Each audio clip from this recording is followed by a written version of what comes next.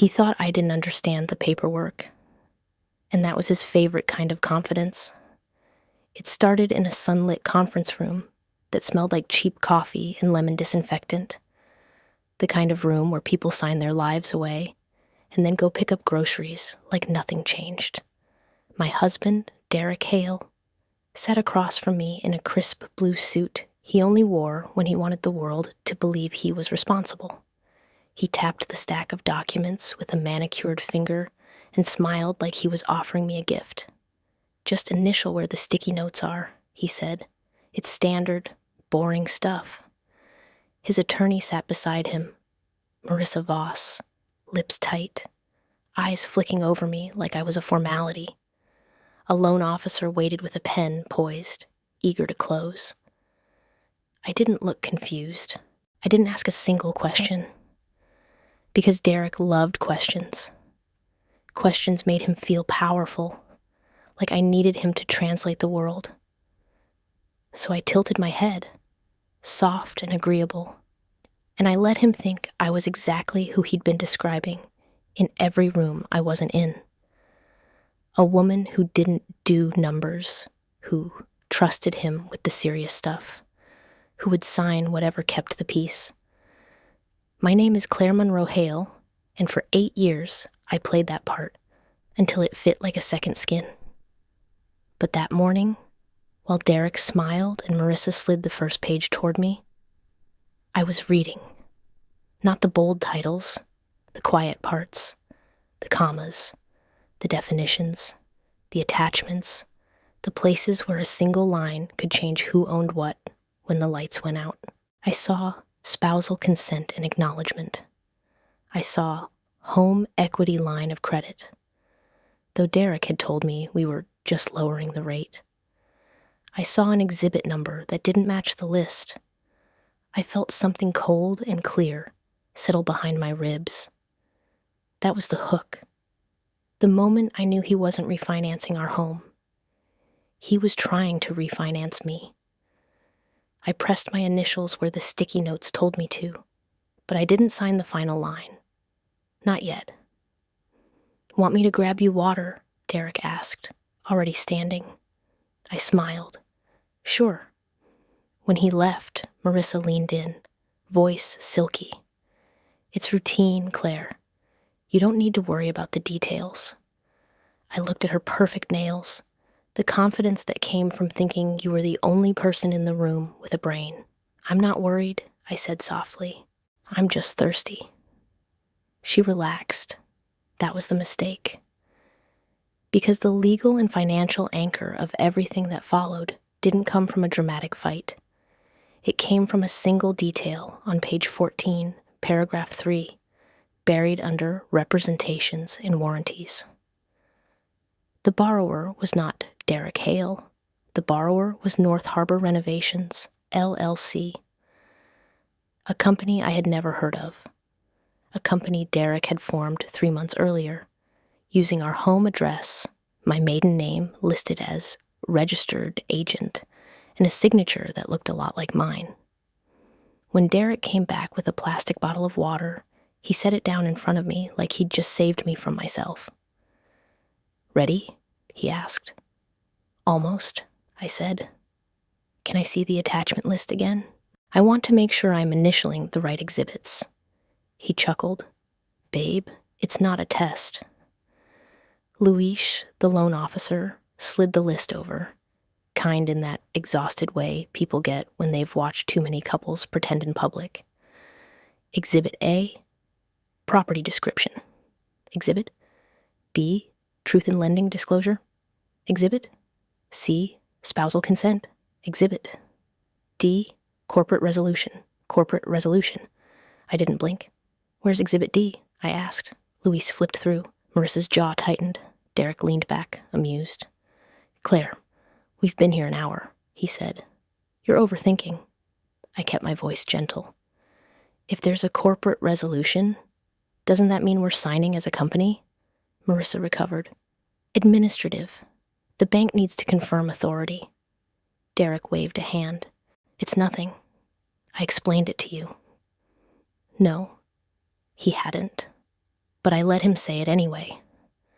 Luis printed the missing exhibit from his laptop, and there it was, authorizing Derek Hale as managing member to pledge any and all collateral, including real property located at our address. My hands didn't shake. I initialed the bottom. Then I signed the spousal consent, because spousal consent wasn't ownership. Spousal consent was permission. And permission could be revoked if you knew where the hinges were. When the meeting ended, Derek kissed my cheek in front of everyone, the performance of a loving husband. "You did great," he whispered. "See? Not so hard." I smiled back. "You make it easy." 4 days later, an email landed in my inbox. Subject line: Notice of default. I opened it at the kitchen counter, slicing apples for our daughter, Mia, who was humming at the table, coloring a pumpkin. North Harbor Renovations, LLC, was in breach. The bank was accelerating the balance. The collateral would be pursued. Collateral. Our house was collateral. Derek walked in as I stared at the screen. "It's a glitch," he said, barely reading. "Banks send those automatically." "It references the draw amount," I said. He sighed like I was being dramatic. "Claire, relax. It's business. I'll handle it." I watched him take a beer from the fridge like our life wasn't cracking open. "You use the house for your business," I said. "It's our house," he replied. "It's in both our names," I corrected. He smiled without warmth. "That's cute. You think your name on paper means something when debt shows up?" Mia looked up, sensing tone. "Mom?" I softened instantly. "Nothing, honey. Go wash your hands." When she ran off, Derek leaned closer, voice low. "Don't embarrass me. Don't call anyone. You're going to let me fix it." I could have screamed, but screaming would have given him the story he wanted. The hysterical wife, the irrational distraction. So I didn't scream. I said, "Okay." And that night, while he slept, I opened the plastic bin in my closet, labeled Monroe House Files. Before I was Claire Hale, I was Claire Monroe. And my father had been an escrow officer for 30 years. He taught me 2 things. Never sign what you haven't read, and never throw away paper that can save you. I pulled out the original deed, the closing disclosure, the title insurance policy, the mortgage note, and a recorded family lien my mother insisted on as a condition of her gift toward our down payment. Not huge, but enough to complicate a foreclosure, enough to slow it down, enough to buy time. I sat at the kitchen table with my laptop and a yellow legal pad, reading every line of the HELOC packet. That's when I found it. A personal guarantee page with my name and a signature that was almost mine. If you didn't know my hand, I had not signed a personal guarantee. Derek had forged it. In the morning, while he showered, I called the county recorder's office and asked for recording numbers tied to our address over the last 6 months. 2 documents I didn't recognize: an assignment of deed of trust and a substitution of trustee. Those weren't normal for a simple HELOC. Those were for moving debt around, for setting up foreclosure. Derek wasn't trying to build a business. He was trying to build a trap. So I became very quiet. I went to work. I made Mia's lunch. I asked Derek if he wanted chicken or pasta. And in the spaces between normal life, I built a file. I pulled the LLC formation documents from the Secretary of State website. I printed the signature pages. I highlighted inconsistencies. Then I made one appointment that changed everything. A forensic document examiner, Dr. Sandra Klein. She compared the guarantee page to my known signatures under a light. "It's a simulation," she said. "Someone attempted to replicate you. The pressure is wrong. The tremor is unnatural. I can testify. I walked out into bright daylight, and the world looked sharp-edged, like I'd been underwater and finally surfaced. That afternoon, Derek called me. "Good news," he said. "I worked it out with the bank. Stop stressing." "What did you work out?" I asked. "An extension," he said. "They're giving me time." Time to finish whatever he was building. Over the next 2 weeks, he became sweeter. Flowers, dinner, baby in front of Mia, softening before the shove. Then he handed me another stack at the kitchen table. "Routine stuff," he said. "The bank needs updated financials. You're good at organizing, right?" On top was a statement of marital property, my name listed under non-earning spouse. At the bottom, a certification line stating Derek's statements were true and that I had reviewed them. He wanted my signature, not for the bank, for the court, because divorce was coming. "I'll look later," I said. "It's due Monday," he warned. "I know," I said softly. When he left the house, I did what he never expected. I called Marissa Voss. "I have questions about the HELOC file," I said, "specifically the personal guarantee." Marissa's voice cooled. "What about it?" "I didn't sign it," I said, "but there is a signature, and I have an expert report that it's not mine." Silence. "These are serious allegations," she said. "I know," I replied. "That's why I'm calling you first. Before I call the lender's fraud department, before I call the county prosecutor, before I call the state bar." Her breathing changed. "What do you want?" "Copies," I said. "Every document your office has related to our home. Derek's LLC. Any loan, any assignment, any recording. The full file, today." 2 hours later, an email arrived with a secure link. Inside those PDFs was the truth. Derek had executed a deed of trust, naming North Harbor Renovations, LLC as borrower, and listing our home as collateral. Then signed an assignment transferring it to a private entity, Crescent Ridge Capital Partners. Mailbox address. No website worth trusting. And the substitution of trustee swapped the bank's trustee for a foreclosure firm known for speed. A layered trap. I printed everything and placed it in my green binder. Then I picked up Mia from school like nothing had changed. On Monday morning at 9:17 a.m., my phone rang. "Ms. Hale?" a man asked. "Sean Bradley, Crescent Ridge Capital. We need to discuss your property." "My property?" I repeated. "There's a balance due. If it's not resolved, we'll proceed with foreclosure." I kept my voice steady. "Send the payoff statement and loan history. Put it in writing." He laughed. "Your husband signed the papers. It's valid." "My signature on the guarantee is forged," I said. "That's not our problem," he snapped. "It will be," I replied. "Because if you try to foreclose using forged documents, you're participating in fraud." He hung up.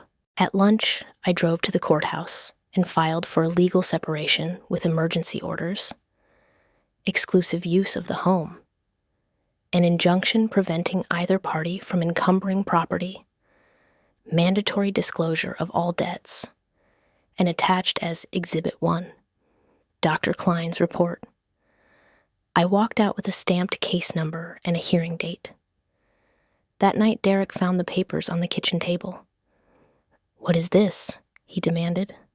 "It's a petition," I said, sliding Mia her macaroni, "and an emergency request." He laughed like it was a joke. "You don't understand what you filed. You just signed forms like always." I met his eyes. I read everything. His smile faltered. "Stop," he hissed. "You're making this worse." "You already made it worse," I said. "I'm just naming it." The hearing came fast. Derek sat with Marissa. I sat with my attorney, Elena Park, calm and sharp. Marissa tried to paint me as emotional, confused, chasing leverage. Judge Reyes looked at Dr. Klein's report, then at the guarantee signature, then at the recorded assignment. He lifted his eyes to Derek. "Did your wife sign this guarantee?" Derek smirked. "She did. She's pretending." "Do you have a contrary expert?" the judge asked. Marissa swallowed. "Not at this time." The judge's voice cooled. "Then the court will order handwriting exemplars and referral to the lender's fraud unit." Derek's confidence cracked. Judge Reyes issued temporary orders, exclusive use of the home to me, restraint against further encumbrances, full financial disclosures, and notice to any entity claiming interest.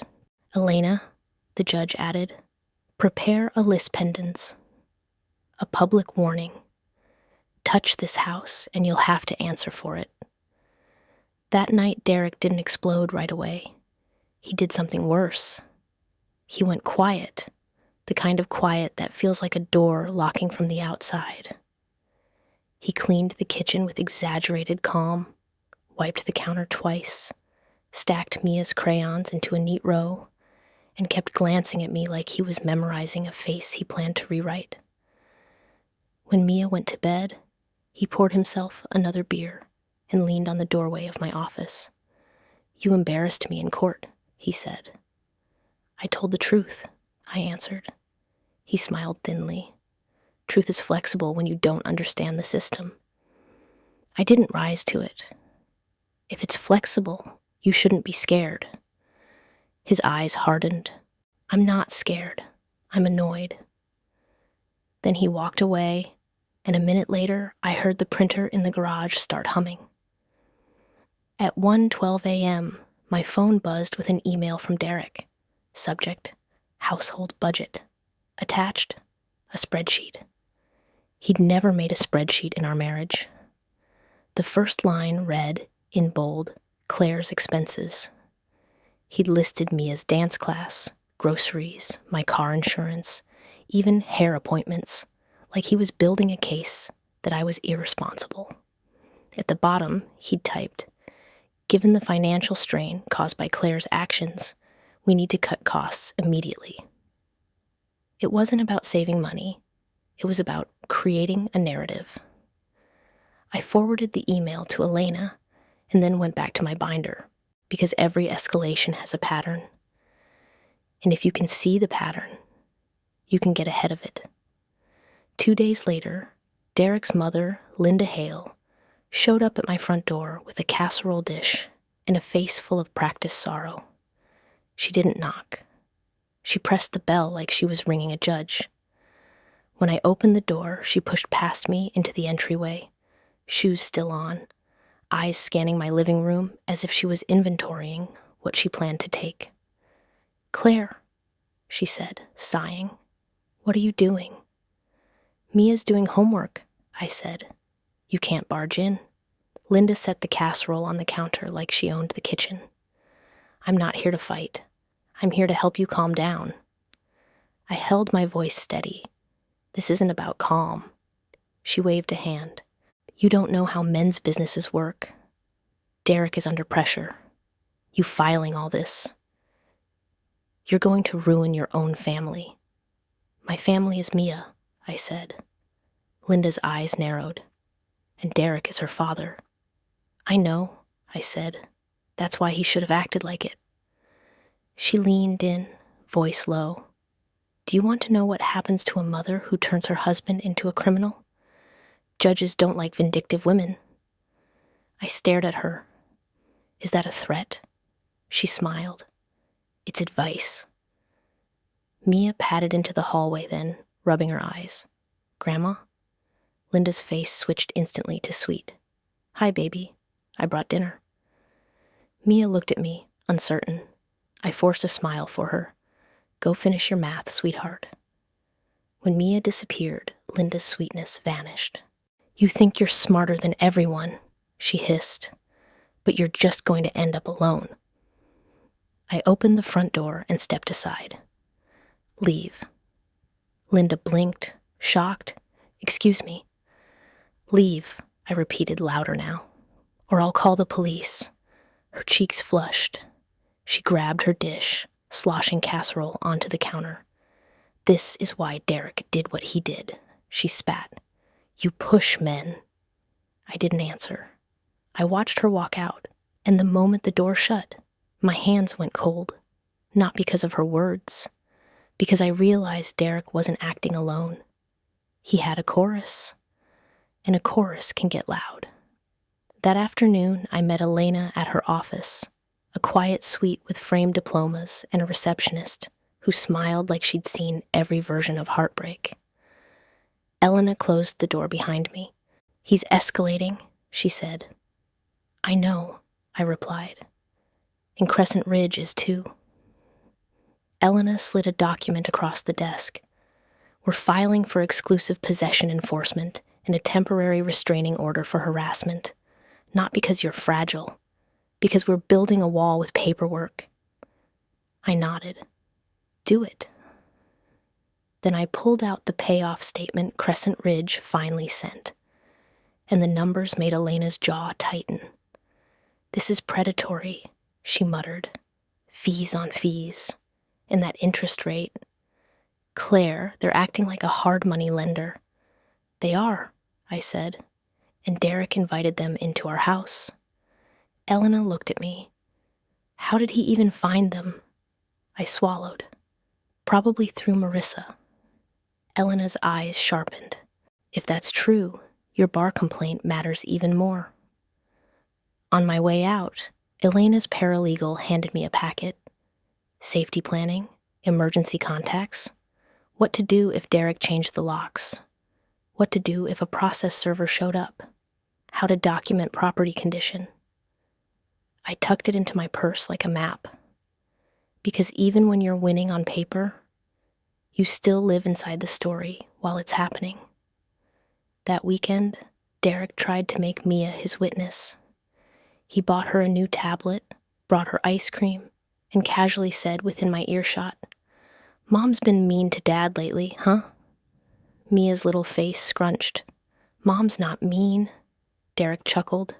You don't have to protect her. Adults fight. I stepped into the room. Don't talk to her about the case. Derek lifted his hands. I'm just talking to my daughter. I stared at him. Then talk about her day, not me. His smile twitched. You're paranoid. I leaned closer, voice quiet so Mia couldn't hear. I'm prepared. That word made his eyes flash. The next escalation came on a Tuesday at 6:48 a.m. I went outside to take out the trash and found a neon orange notice taped to my front door. Notice of intent to foreclose. Bold letters. Threatening language. A deadline that made my stomach lurch. Mia stood behind me in her pajamas. Mom, what's that? I peeled the notice off quickly, folding it. Just junk mail, I lied, because she didn't deserve this. When she went back inside, I took a photo of the notice, then called Elena. Elena, I said, they're posting notices now. Elena exhaled. Good. It means they're acting while on notice. It strengthens our position. Good, I repeated, tasting the strange new truth of it, that threats could become evidence. At 9 a.m., a man in a gray suit showed up at my office reception. He asked for me by full legal name. The receptionist buzzed my phone. There's someone here to see you. Says it's urgent. I already knew. I walked out and saw the envelope in his hand. Process server. He smiled professionally. Ms. Claire Monroe Hale? Yes, I said.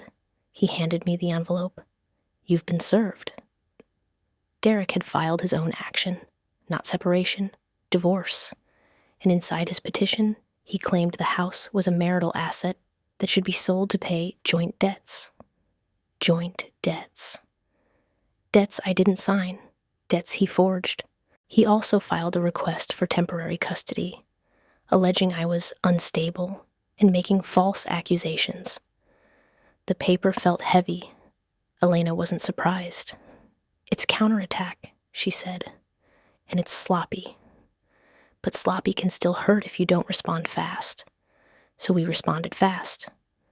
We filed a rebuttal with attached exhibits: the forged guarantee, Dr. Klein's report, the LIS pendants, the notice of foreclosure, the predatory payoff statement. We asked for sanctions. We asked for supervised exchanges for Mia if necessary. We asked for an order preventing Derek from speaking to Mia about the case. And then, because I refused to let my home become a stage for intimidation, we installed cameras, one above the garage, one facing the porch, one in the backyard. Derek noticed immediately.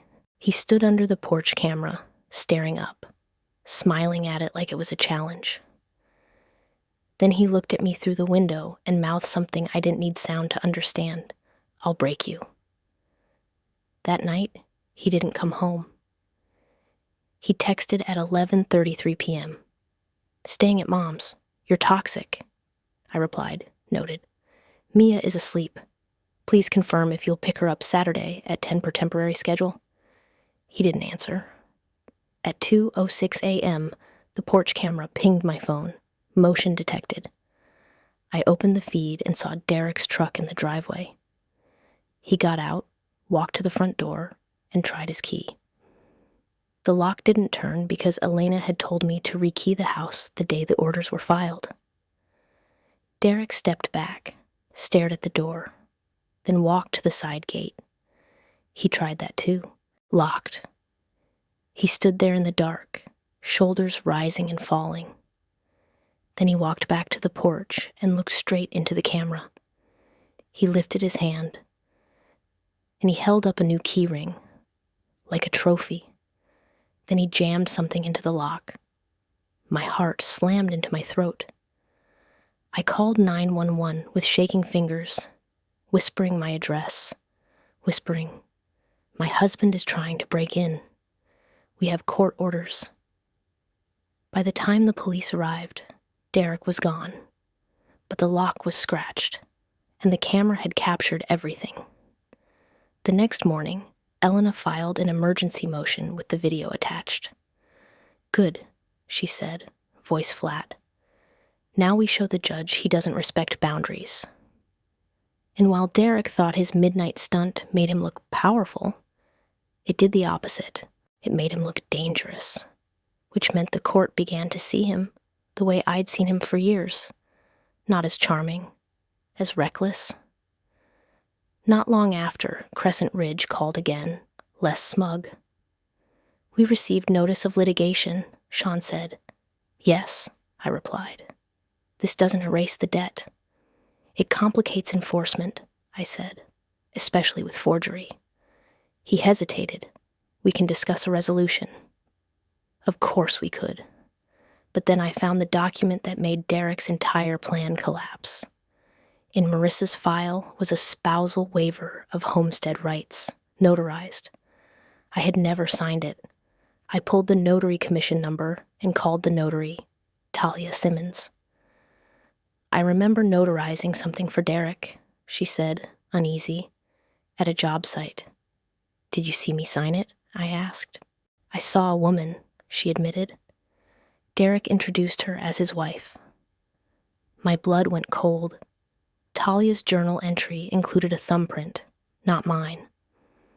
I compared it to my passport thumbprint, no match. That was the twist. The moment Derek's story shifted from bad husband behavior to identity theft, conspiracy, and a notary journal that proved someone else stood in my place. I filed a police report the next morning.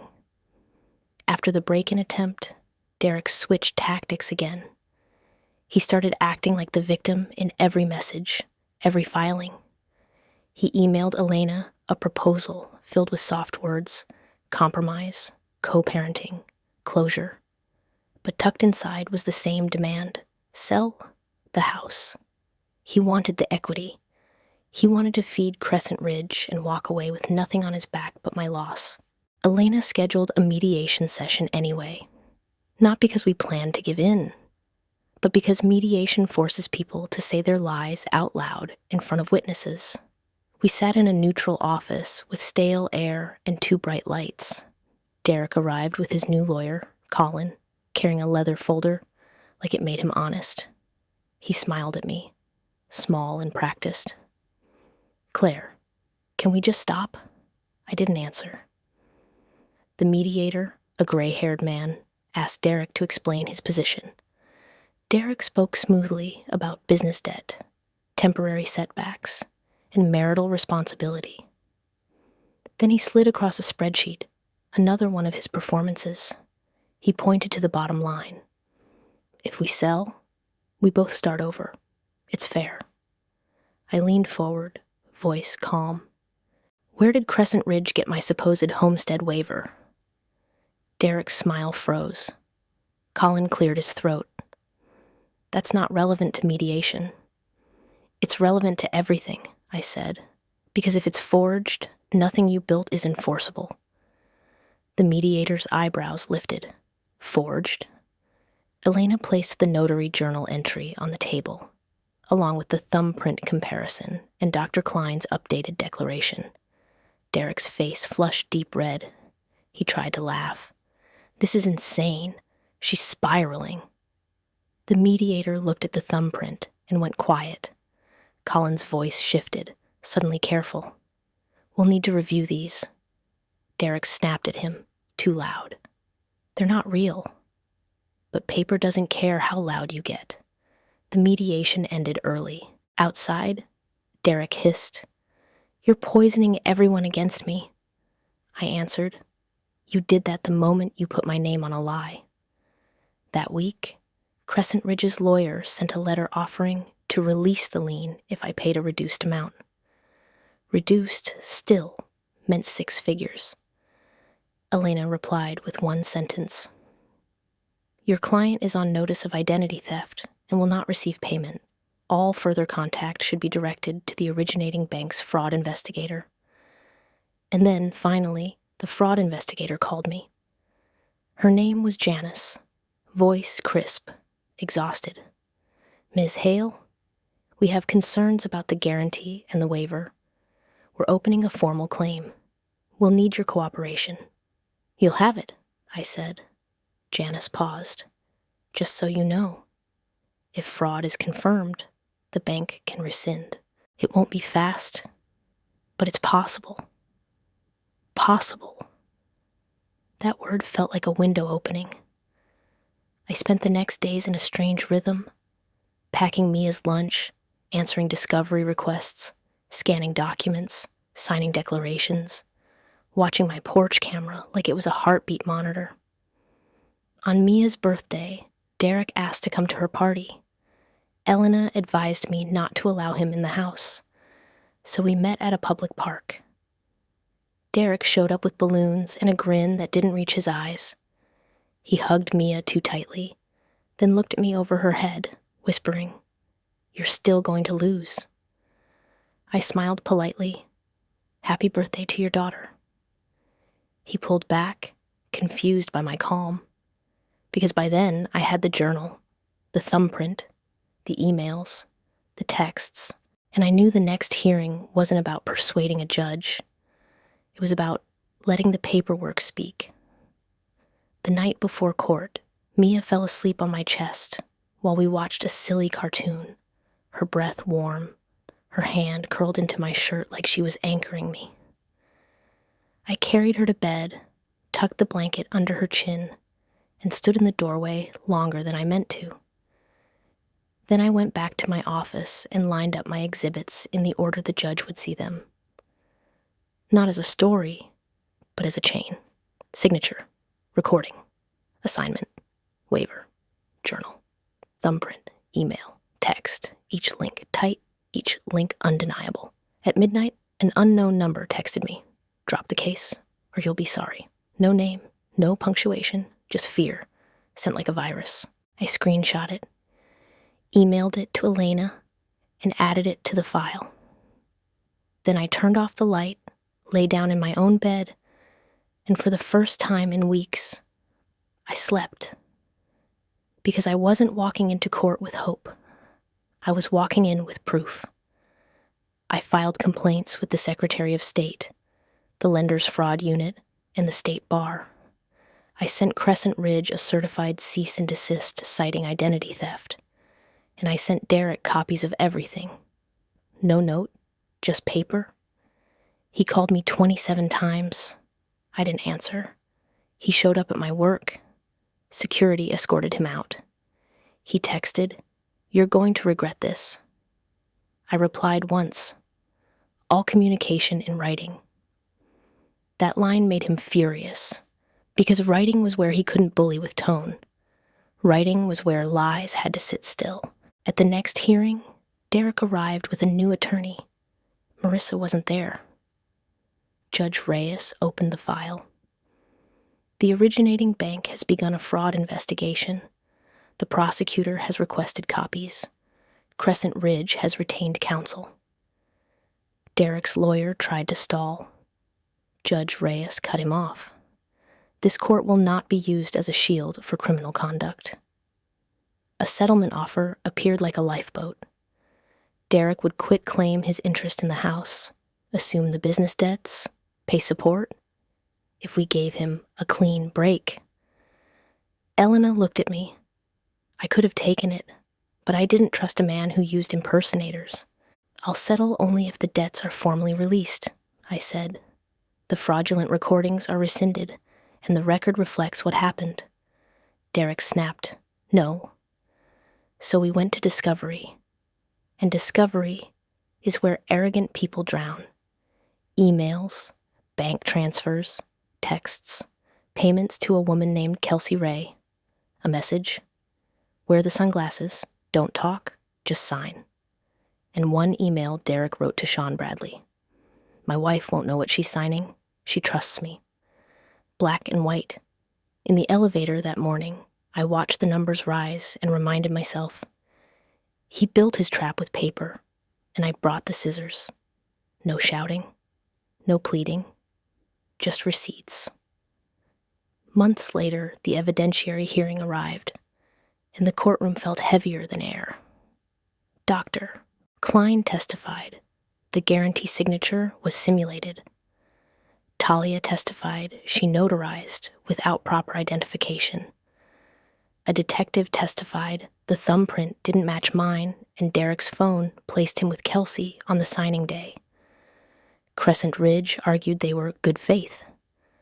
Elena laid out their fee stacking, their usurious rate, their threats after notice. Then Judge Reyes spoke, slow and final. "The guarantee is void. The homestead waiver is void. The assignment is void as to Miss Hale's interest. The recorder shall accept corrective instruments rescinding the fraudulent recordings." Crescent Ridge's counsel stiffened. Judge Reyes continued. "This court refers Crescent Ridge to the Attorney General for review of lending practices." Then he turned to the family law case. Given the financial misconduct, the marital residence is awarded to Ms. Hale as her separate property, subject to the original purchase mortgage and the recorded lien in favor of her mother. Mr. Hale is awarded no interest in the residence. Derek made a sound like he'd been hollowed out, and the power reversal landed like a gavel inside my chest. "Mr. Hale," Judge Reyes said, "you will be responsible for the business debts incurred under North Harbor Renovations, LLC. You will indemnify Ms. Hale from any claims. You will pay child support based on imputed income. Attorney's fees are awarded to Ms. Hale." My hands finally shook, not from fear, but from relief so intense it hurt. The judge looked at me. "Ms. Hale, anything you wish to say?" I stood. "I want my daughter to grow up knowing paper isn't magic," I said softly. "It's proof, and proof belongs to whoever is willing to read." Judge Reyes nodded once, so ordered. Outside, Derek tried to catch up to me, voice ragged. "Claire, please." Elena stepped beside me. Do not speak to her. I looked at Derek anyway, calm now. You thought I didn't understand the paperwork, I said. But you were the one who didn't understand it. He blinked, lost. What do you mean? I lifted my green binder. My father taught me, I said, and my mother protected me, and I protected myself. You didn't lose because I got lucky, I continued. You lost because you put your lies in writing. Then I turned away. Mia ran to me on the courthouse steps, backpack bouncing. Mom, she asked, breathless, are we okay? I crouched, pulled her close, and kissed her hair. We're okay, I whispered. We're home. Later, the corrective instruments recorded. Crescent Ridge backed off. The bank issued a fraud determination. Marissa resigned before the bar finished its case. Derek took a plea deal that followed him everywhere, and I stayed in the house. I repainted Mia's room a calm sky blue. I fixed the porch rail Derek promised for years. I framed the original deed and placed it in my office, not as decoration, but as a reminder. People like Derek don't fear yelling. They fear paper. They fear a woman who reads, who files, who keeps receipts. They fear someone who understands that power isn't always loud. Sometimes it's quiet. Sometimes it's a pen. Sometimes it's knowing exactly where to initial and exactly where not to. And every time I open a folder now, every time I sign a form, I hear Derek's voice in that conference room. Just initial where the sticky notes are. I smile to myself, just a little, because I did. And then I wrote my own ending,